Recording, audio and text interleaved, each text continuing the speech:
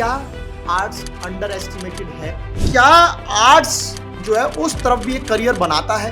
कहीं यूपीएससी के अंदर सर एज है अगर आप लेते हैं ह्यूमैनिटीज। आर्ट्स लेने का मतलब सिर्फ गवर्नमेंट जॉब है या जिंदगी में कुछ और भी क्राइटेरिया, कुछ और जॉब्स भी हैं? आप चाहे साइंस से हो या फिर कॉमर्स से हो, आप कोई भी स्ट्रीम से हो, आप यूपीएससी की तरफ जा सकते हैं। बस आपको क्या करना है, मेहनत करनी है और एंड तक गिव अप नहीं करना है। मल्टीपल ऑप्शंस आपको खुलते हुए दिखे हैं। सिविल सर्विसेज, गवर्नमेंट जॉब्स, ये सब अच्छा है या एक प्राइवेट जॉब करना अच्छा है, या दोनों ही करियर चॉइसेस बहुत अच्छी हैं? क्या तुम्हारा भी मैथ्स वीक है?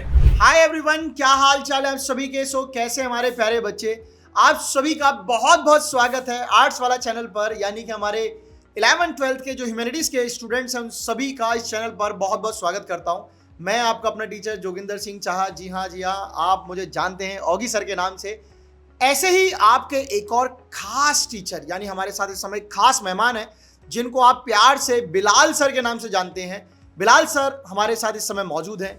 आप सभी के कुछ चुने हुए सवाल और उनके कुछ डाउट्स को मैं आज सर के साथ पूछने वाला हूं। देखते हैं सर का इस पर क्या रवैया है, सर क्या इस पर आंसर करते हैं और आपको कितने सारे डाउट्स जो है सर के थ्रू सॉल्व करने का मौका मिलेगा।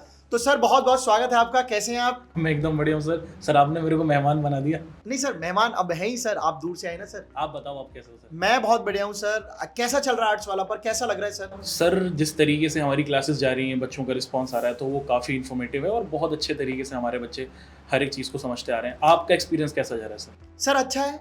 बच्चे डाउट्स पूछते हैं, बहुत ज़्यादा डाउट्स पूछते हैं। सबसे बड़ी प्रॉब्लम ये आ रही है कि मेरा जो सब्जेक्ट है बच्चों के पास वो इकोनॉमिक्स है और इकोनॉमिक्स ऑप्शनल है। हाँ। और उन्होंने सोचा था कि आर्ट्स लिए तो थ्योरी आएगी।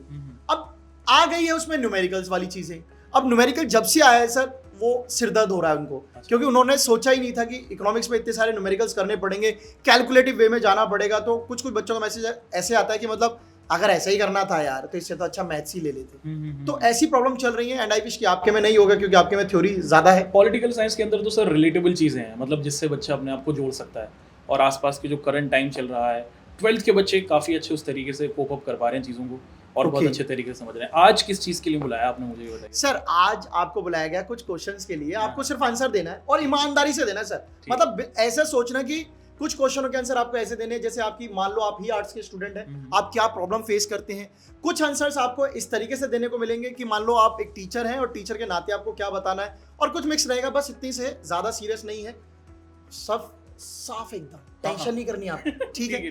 टेंशन नहीं करनी है। तो सर पहला क्वेश्चन ये रहा, पहला जवाब है ना, आप देंगे? नहीं, पहला सवाल तो मेरा, जवाब आप देंगे, आपकी तरफ है। क्या आर्ट्स अंडर एस्टिमेटेड है? सर मुझे लगता है कि हाँ, ये जो हमारी ह्यूमैनिटीज़ की फील्ड है या फिर ये जो हमारी आर्ट्स की फील्ड है ये पूरे तौर पर अंडर एस्टिमेट है। सोसाइटी के अंदर सर एक तरीके से कल्चर बना हुआ है कि साइंस के बच्चों का बहुत बड़े तौर पर ये माना जाता है कि भाई इनका बोलबाला है। जो साइंस के स्टूडेंट्स करते हैं उनकी रिकग्निशन बहुत ज़्यादा होती है। पेरेंट्स का ये एक तरीके से थॉट प्रोसेस होता है सर कि हमें अपने बच्चों को साइंस दिलानी है और साइंस दिलाने के बाद या तो वो नीट करेंगे या तो वो जेई करेंगे, और सोसाइटी में एक रिस्पेक्ट मिलती है।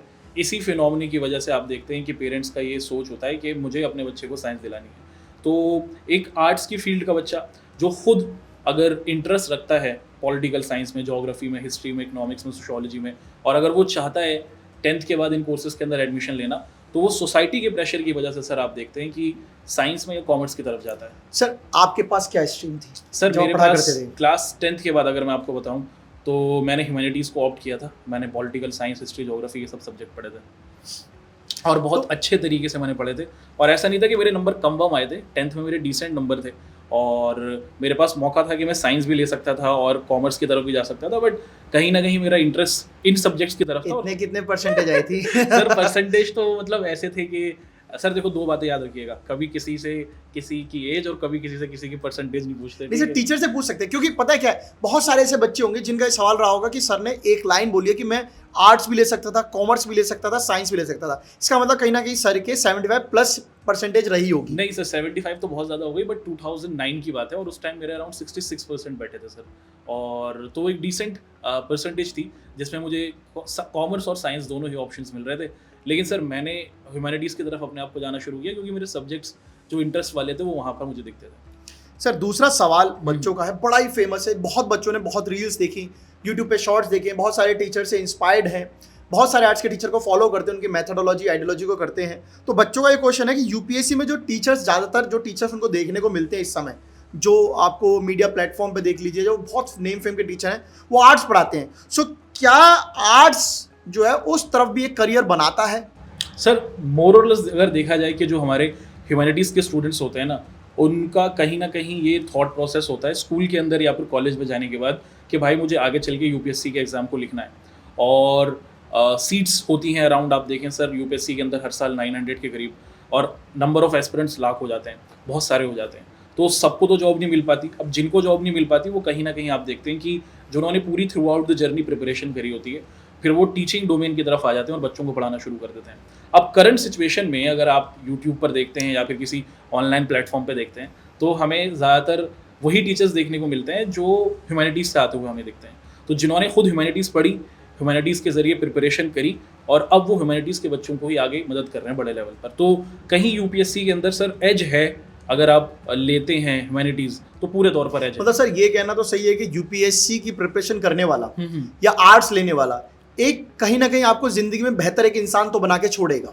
सर बेहतर इंसान नहीं बनाता, मैं तो कहूँगा सर कि आपको शानदार और ज़बरदस्त इंसान बना देता है ना। और एक तरीके से आपके एक सिटीज़न होने के नाते क्या क्या रिस्पॉन्सिबिलिटीज़ होती हैं, आपके क्या क्या राइट्स होते हैं, आप किन किन चीज़ों से अपने आप को एक बेहतर शख्सियत बना सकते हैं, ये सब चीज़ें यूपीएससी की प्रिपरेशन आपको देती है। तो आप चाहे साइंस से हों या फिर कॉमर्स से हों, आप कोई भी स्ट्रीम से हों, आप यूपीएससी की तरफ जा सकते हैं या फिर अपने आईएएस, आईपीएस, आईएफएस या फिर आईआरएस बन सकते हैं। लेकिन सबसे ज़्यादा जो एक स्पेशल एज आपको मिल जाता है सर, एक फ़ायदा आपको मिल जाता है, वो ह्यूमैनिटीज़ के बच्चों को मिल जाता है। क्योंकि history, geography, political science, economics, sociology, anthropology, ये सब सब्जेक्ट्स बच्चे उसमें पढ़ते हुए आते हैं सर। आर्ट्स का सबसे टफ सब्जेक्ट और सबसे इजी सब्जेक्ट क्या लगता है आपको?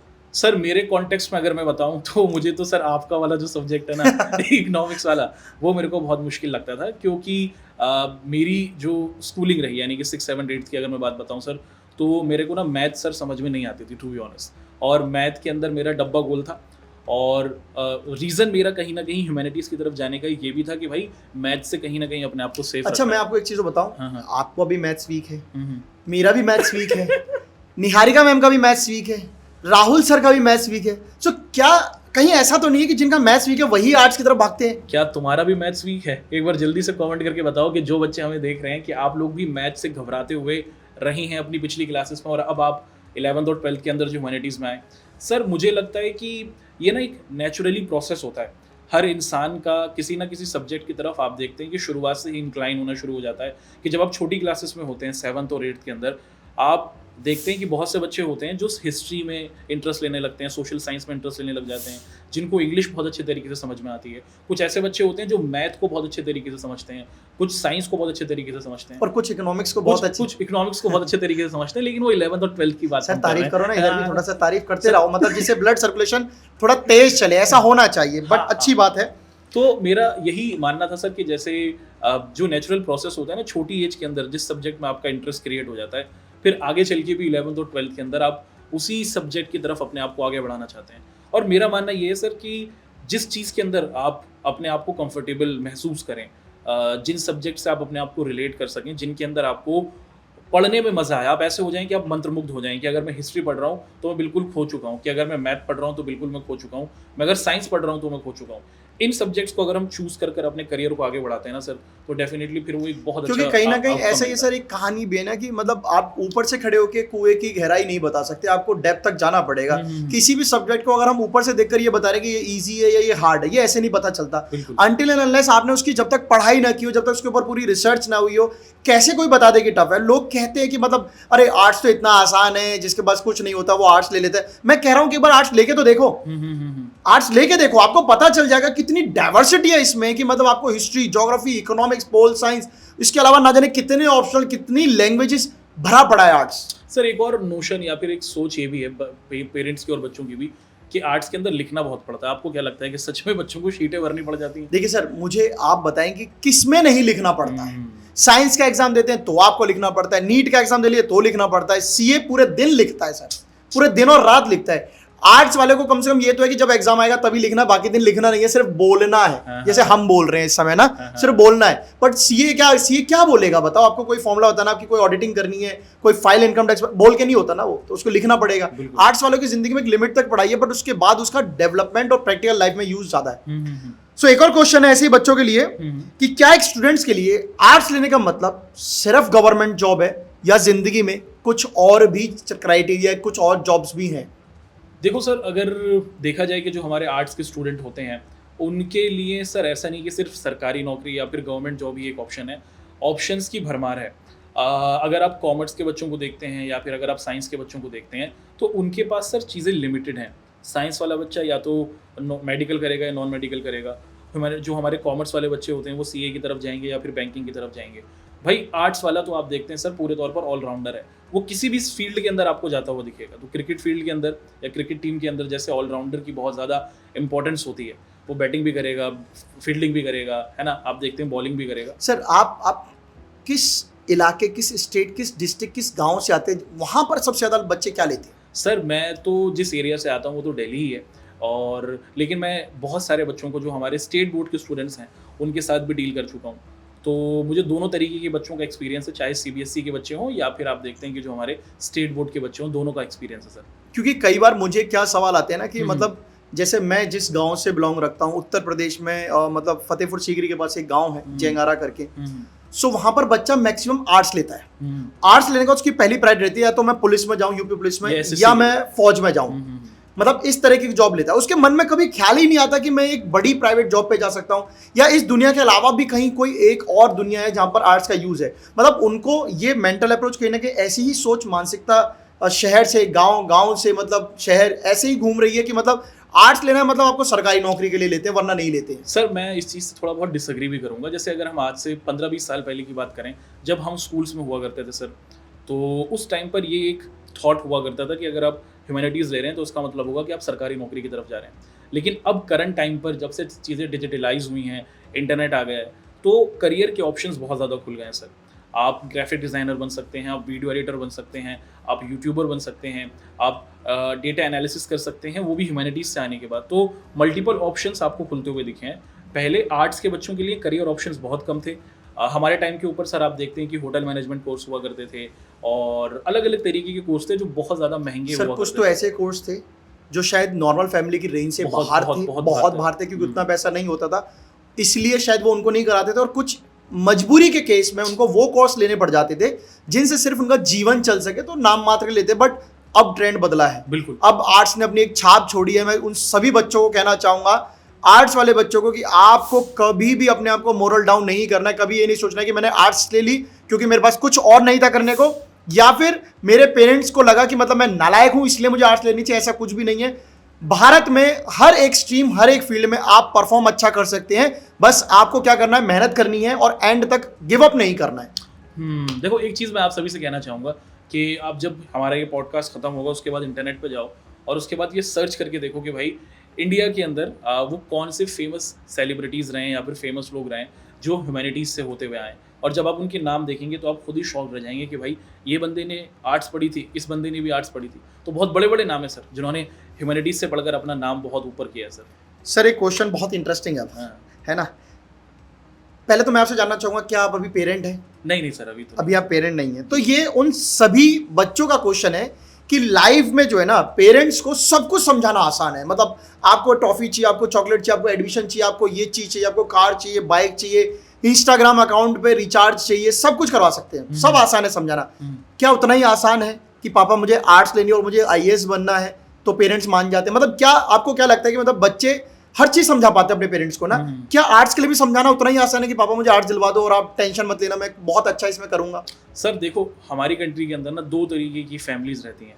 एक तो इस तरीके की फैमिली है जिसके अंदर माता पिता बहुत ज़्यादा पढ़ाई को लेकर सजग होते हैं, यानी कि जागरूक होते हैं, अवेयर होते हैं, और वो हर एक चीज़ सोच के चलते हैं। भाई मेरा बच्चा 1st to 5th क्या पढ़ेगा, 6th to 12th क्या पढ़ेगा, और फिर 12th के बाद वो क्या करने वाला है। तो ऐसे पेरेंट्स को कन्विंस करना कहीं ना कहीं बच्चों के लिए मुश्किल हो जाता है कि अगर आपकी फैमिली के अंदर आपके पेरेंट्स साइंस से रहे या फिर कॉमर्स से रहे और अगर आपका इंटरेस्ट ह्यूमैनिटीज़ के अंदर है तो आपके लिए बहुत मुश्किल हो जाता है अपने पेरेंट्स को कन्विंस करना। लेकिन आज के टाइम पर अगर देखा जाए सर, तो पेरेंट्स थोड़े अंडरस्टैंडिंग अप्रोच ले रहे हैं और बच्चे भी थोड़ी थोड़ी अंडरस्टैंडिंग मतलब अप्रोच ले रहे हैं। सर मैं तो एक पेरेंट हूँ इस समय, हम्म, मुझे ऐसा लगता है कि जब मैं अपने फादर को देखता हूँ या अपने ग्रैंडफादर या अपने ताऊजी वगैरह या आसपास भी देखता हूँ, एक प्रथा चलती आ रही है कि साइंस अगर किसी का फादर ने लिए तो फादर की पहली प्रायोरिटी थी कि बच्चा साइंस ही लेगा। आर्ट्स लिए तो वो आर्ट्स ले। तो मुझे ऐसा लगता है ये लाइन ऑफ अप्रोच ना बिल्कुल गलत है। बिल्कुल। आप बच्चे को बच्चे पे छोड़िए, बच्चे का मन है, जमाना बदला है, चीजें बदली हैं। पहले सिविल सर्विसेज पे इतना इंटरेस्ट लोग नहीं लेते थे, अब कंपटीशन बढ़ा है, तो बच्चा जो करना चाहता है आपको उसको सपोर्ट करना चाहिए, फिर देखना चाहिए कि बच्चा क्या अच्छा कर रहा है। क्योंकि बंधे हुए पिंजरे में ना तो आप सिर्फ जानवरों को ही रख सकते हैं, बच्चों के दिमाग को नहीं रख सकते। बच्चे का दिमाग कितना बदल गया सर, कितना एडिटिंग चल रहा है, कितना सब सोच आ रही है। छोटे छोटे बच्चे जरा सी देर में आप देखिए मोबाइल चलाना सीख जाते हैं। तो वो जब खुले विचार है, माँ बाप ने जब ओपन कर दिया कि आप जाओ और सीखो, तब बच्चा सीखता है। आप किसी को बांध कर सिखा नहीं सकते, आप ना उसके शरीर को काबू कर सकते हैं और उसके दिमाग को नहीं। दिमाग चंचल है और उस चंचलता में आपको सीखने के लिए मतलब समय चाहिए, खुलापन चाहिए। एक और बेहतरीन सवाल है कि आर्ट्स लेके सिविल सर्विसेज, गवर्नमेंट जॉब्स, ये सब अच्छा है या एक प्राइवेट जॉब करना अच्छा है, या दोनों ही करियर चॉइसेस बहुत अच्छी हैं? सर अगर जैसे हम करंट टाइम पे देखें ना, तो आज के टाइम पर तो होराइजन पूरा खुल चुका है ना।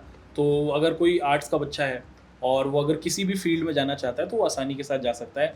बस आपको करना क्या होगा कि भाई आपको एक एडिशनल स्किल को सीखना होगा। आज के टाइम पे मल्टीपल ऑर्गेनाइजेशंस हैं, प्राइवेट ऑर्गेनाइजेशंस बहुत ज़्यादा आ गई हैं जब से इंडिया के अंदर ग्लोबलाइजेशन हुआ है। और उसका आंसर तुम लोगों को कमेंट में देना होगा कि भाई किस ईयर से ग्लोबलाइजेशन इंडिया के अंदर स्टार्ट हुआ था, है ना सर। इकोनॉमिक्स वाला सवाल पूछ लिया। तो जब से ग्लोबलाइजेशन हुआ है, अलग अलग प्राइवेट कंपनीज इंडिया के अंदर आ गई हैं सर। तो लोगों के पास गवर्नमेंट जॉब्स भी हैं और उसी के साथ साथ प्राइवेट जॉब्स भी हैं। अब हमारी ऑर्गेनाइजेशन के अंदर सर बहुत से लोग हैं जो वीडियो एडिटिंग करते हैं, जो कैमरामैन हैं।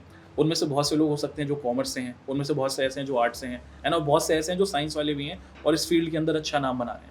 तो करियर का होराइजन खुल चुका है, प्राइवेट की तरफ भी बच्चे जा रहे हैं, सरकारी की तरफ भी लोग जाते हैं। सर मान लीजिए कि आपका एक बेटा है, आपके बेटा कहता है कि मुझे पापा आर्ट्स लेनी है, बट आप सपोज करो साइंस से हैं, क्या आप उस बच्चे को इजीली जाने देंगे या अपनी मर्जी चलाएंगे बच्चे पे? सर ये वेरी करेगा, या फिर ये मैं बोलता हूँ कि ये बच्चे की अप्रोच पे करेगा कि वो कैसे अपने पेरेंट को कन्विंस करेगा कि वो मुझे कन्विंस कर पाए और वो मुझे समझा पाए कि उसका प्लान क्या है।